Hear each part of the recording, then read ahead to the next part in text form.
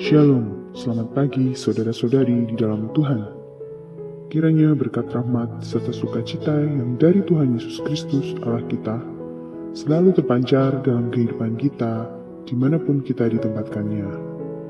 Saya percaya hari ini bisa lebih baik dari hari kemarin dan hari esok bisa lebih baik dari hari ini.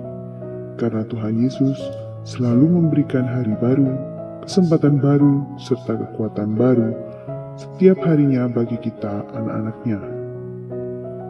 Di hari kemerdekaan ini, mari sejenak kita mengenang jasa-jasa dari para pahlawan yang telah berjuang sampai titik darah penghabisan untuk membebaskan negara kita dari para penjajah. Perjuangan ini tidak sia-sia, karena kemerdekaan dapat mereka raih, sehingga kita bisa menikmati kemerdekaan ini. Kiranya Tuhan Yesus Kristus selalu mencurahkan belas kasih-Nya atas Indonesia. Amin.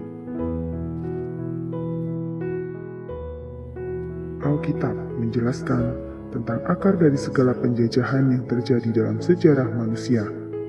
Penjajahan ini bukan bersifat fisik, tetapi penjajahan ini bersifat rohani yang dimulai sejak jatuhnya Adam dan Hawa ke dalam dosa. Akibat dosa ini, manusia hidup dalam pelanggaran dan dosa-dosa, sehingga ia menuruti kehendak iblis. Seperti yang tertulis dalam Efesus 2 ayat 1-2 sebagai berikut.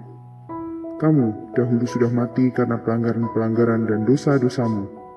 Kamu hidup di dalamnya karena kamu mengikuti jalan dunia ini, karena kamu mentaati penguasa kerajaan angkasa, yaitu roh yang sekarang sedang bekerja di antara orang-orang durhaka. Dan inilah yang menjadi asal segala ketidakberdayaan manusia, karena kita berada dalam pengaruh iblis, dan kita jauh lebih mudah berbuat dosa daripada berbuat baik. Inti dari dosa adalah ketidaktaatan kepada Allah.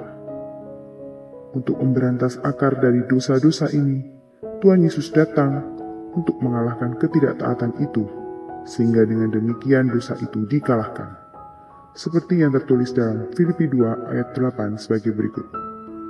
Dan dalam keadaan sebagai manusia, ia telah merendahkan dirinya dan taat sampai mati, bahkan sampai mati di kayu salib.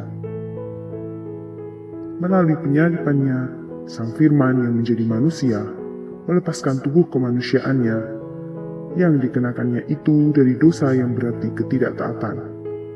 Dalam kematiannya, Tuhan Yesus masuk ke dalam alam maut, dan mengalahkan iblis yang berkuasa atas kerajaan maut.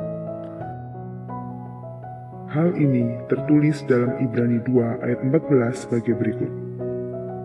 Karena anak-anak itu adalah anak-anak dari darah dan daging, maka ia juga menjadi sama dengan mereka dan mendapat bagian dalam keadaan mereka, supaya oleh kematiannya ia memusnahkan dia, yaitu iblis yang berkuasa atas maut. Dengan demikian, Sang Firman telah menebus atau melepaskan kemanusiaan yang dikenakannya dari kuasa iblis. Iblis dan kerajaannya tidak mampu menahan Tuhan Yesus tetap dalam kematian seperti yang tertulis dalam Roma 6 ayat 9. Karena kita tahu bahwa Kristus, sesudah ia bangkit dari antara orang mati, tidak mati lagi, mau tidak berkuasa lagi atas dia. Ini berarti ia telah mematahkan kuasa maut dan mendatangkan hidup kekal yang tidak dapat mati lagi. Karena ia telah melepaskan tubuh kemanusiaan yang dikenakannya itu dari kuasa maut, maka dosa, iblis, dan maut yang telah menjajah manusia itu telah dikalahkan. Itulah karya terbesar dari Allah melalui penyalipan, kematian, dan kebangkitannya yang ditawarkan secara cuma-cuma kepada setiap orang. Karya yang membawa pembebasan manusia dari penjajahan iblis, dosa, dan maut. 2 Petrus 1 ayat 4. Dengan jalan itu, ia telah menganugerahkan kepada kita janji-janji yang berharga dan yang sangat besar, supaya olehnya kamu boleh mengambil bagian dalam kodrat ilahi dan luput dari hawa nafsu duniawi yang membinasakan manusia.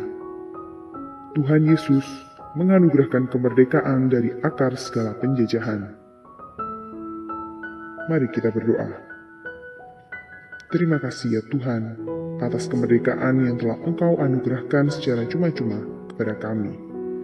Kiranya semakin hari, Engkau semakin membukakan mata kami, sehingga kami semakin mengerti betapa besarnya karya-Mu itu, dan supaya kami terus dapat hidup dalam kemerdekaan itu. Terpujilah kiranya nama-Mu, dari dulu, sekarang, dan sampai selama-lamanya. Dalam nama Tuhan Yesus Kristus kami berdoa. Amin. Kiranya renungan pagi ini memberkati saudara sekalian. Jika renungan ini memberkati saudara sekalian, jangan lupa like, komen, share dan subscribe, serta bunyikan tombol loncengnya.